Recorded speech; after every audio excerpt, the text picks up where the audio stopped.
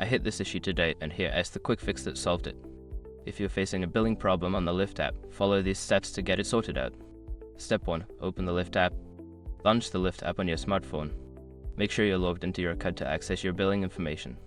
Step 2. Go to Ride History. Tap on the menu icon and select Ride History to view your past rides. This will help you identify any discrepancies in your billing. Step 3. Select the problematic ride. Find the ride that has the billing issue and tap on it. This will open the details of the specific ride, including the fare breakdown. Step 4. Report the issue. Before filing a refund or dispute, use the SR.com link in the description to open the refund dispute deadline calculator and confirm your deadline. A common mistake is forgetting to include details about the ride, like the date and time, which can slow down the resolution process. Step 5. Wait for a response. After submitting your issue, keep an eye on your email or app notifications for a response from Lyft's support team. They usually respond within a few days. Hopefully, these steps help you resolve your billing issue quickly.